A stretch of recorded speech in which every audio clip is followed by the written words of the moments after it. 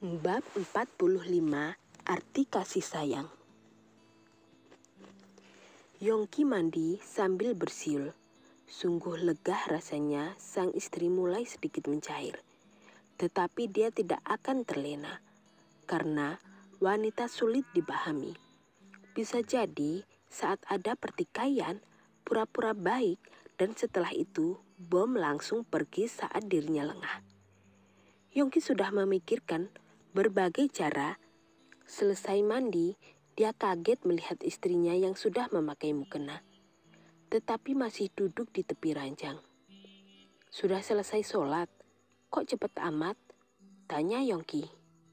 "Aku menunggumu, Mas. Aku selalu ingin sholat berjamaah denganmu," jawab Indria mengutarakan isi hatinya. "Iya, setelah sholat kamu mau apa lagi? Katakan saja. Apa yang kamu mau? Pernikahan seperti apa yang kamu inginkan? Katakan semuanya," jawab Yongki begitu lembut. Indria yang masih menyimpan setengah kekesalan, sedikit demi sedikit tersenyum manis. Setelah itu juga jalan-jalan pagi keliling perumahan menuju alun-alun kota.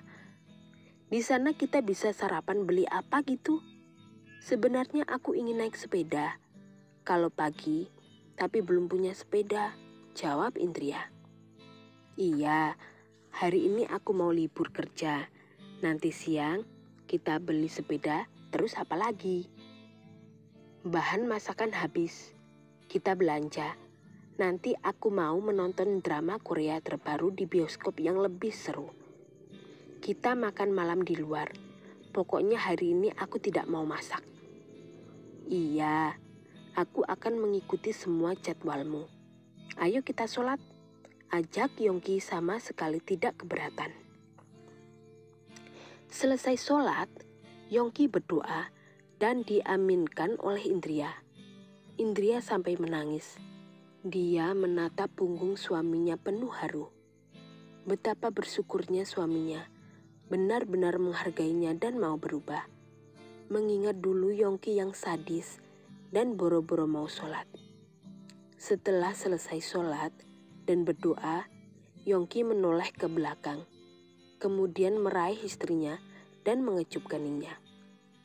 "Maafkan aku istriku, aku memang bukan lelaki baik dan banyak kekurangan. Jadi bimbinglah aku," pinta Yongki dengan nada yang begitu manis. "Iya, aku juga bukan wanita sempurna, Mas Yongki. Hatiku ini teramat rapuh, dan aku adalah perempuan pencemburu.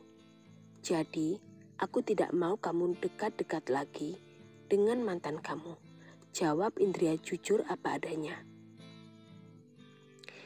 "Kan aku sudah bilang, mulai sekarang ada urusan apapun aku akan mengajak kamu," balas Yongki dengan tatapan mesra. Indria meleleh. Suaminya benar-benar mempesona. "Oh iya, setelah nonton bioskop, aku juga punya jadwal sendiri," sela Yongki teringat sesuatu. "Apa?" tanya Indria penasaran.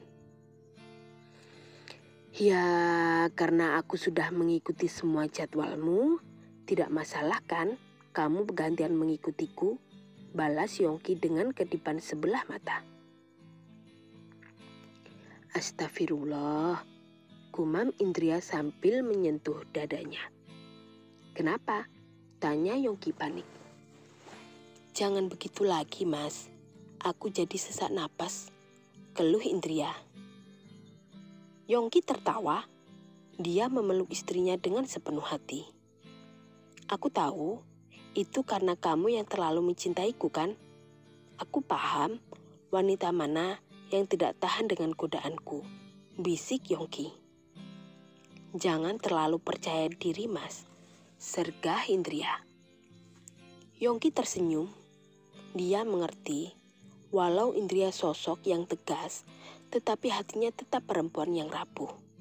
Butuh disayang, dimanja, diperhatikan, dan jangan sampai diduakan.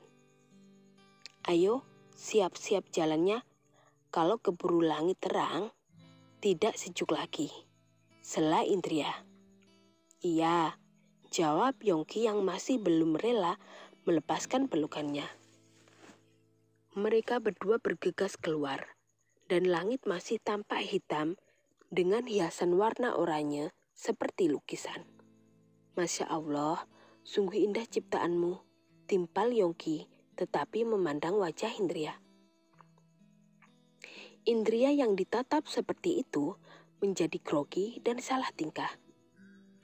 Sayang, aku belum mendapatkan kiss bagiku. Rengek Yongki manja. Mas, malu kalau di luar rumah, tolak Indria. Kan tidak ada orang, sela Yongki setengah memaksa. Tetap saja, aku malu kalau di tempat umum, tolak Indria. Yongki tidak kehabisan ide. Dia menarik sang istri masuk ke mobil. Dia duduk dan memangku Indria, menatap sang istri dalam-dalam. Sekarang nyamuk pun tidak melihat kita. Tutuplah matamu, bisik Yongki. Dalam debaran hati yang seperti gendang perang, Indria memejamkan mata. Rileks sedikit biar bisa nafas, goda Yongki. Mas, kau terus menggangguku. Kalau mau cium ya cium, nanti langit keburu terang, sela Indria menahan malu. Yongki tak melepaskan kesempatan, memeluk Indria dan melepaskan cadar sang istri. Kemudian meluk.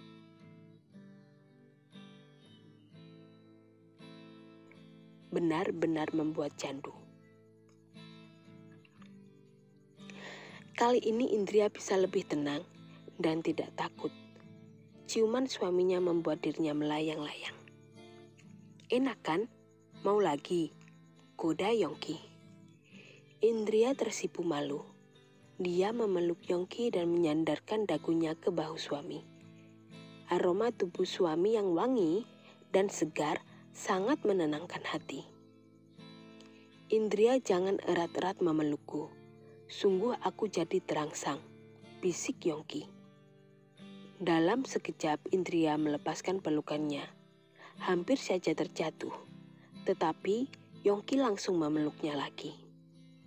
Indria, bagaimana kalau jalan-jalan paginya ditunda? Besok saja, pinta Yongki. Aku tahu apa pikiranmu, Mas. Tapi saat ini aku belum siap. Nanti malam saja, tolak Indria sambil menutup wajahnya dengan kedua tangannya. Memangnya pikiranku apa? Coba kamu katakan, goda Yongki. Pastinya tidak jauh-jauh dari hal-hal, ejek Indria. 100% kamu benar sekali. Lagian menikah adalah ibadah. Jadi kita berdua menikmati sebaiknya mungkin sambil mencari pahala. Jawab Yongki percaya diri. Ayo Mas keluar, nanti keburu siang, rengek Indria. Iya, jawab Yongki. Yongki menggenggam erat jemari istri. Mereka berdua melangkah bersama. Sesekali tertawa dengan canda Yongki yang memang suka melawak. 20 menit berjalan sampai di alun-alun. Langit mulai sedikit terang dan sudah ada beberapa penjual. Karena pagi-pagi begini memang banyak yang olahraga. Kita mau sarapan apa? Tanya Yongki. Bubur ayam saja deh, sama teh hangat, jawab Indria. Oke, jawab Yongki. Sembari menunggu Yongki membuka ponselnya, dia senyum-senyum sendiri. Menatap ponsel membuat Indria curiga. Mas, kamu tampak bahagia sekali, sindir Indria. Iya, tapi awas saja kalau kamu sampai salah sangka. Aku sedang memilih sesuatu untuk hadiah kamu, sergah Yongki. Kamu mau memberiku hadiah apa? Pokoknya aku tidak mau kalau perhiasan lagi, sela Indria, mengingat cincin dan gelangnya adalah pilihan mantan pacar suami. Bukan itu kok. Yang ini lebih istimewa. dan tidak akan pernah kamu lupakan sepanjang masa. Balas Yongki cengar-cengir sendiri. Apa sih mas? Tanya Indria penasaran. Loh, kalau aku beritahu sekarang, tidak jadi kejutan kok. Pokoknya, siapkan saja jantung dan nafasmu agar nanti tidak sesak, bisik Yongki.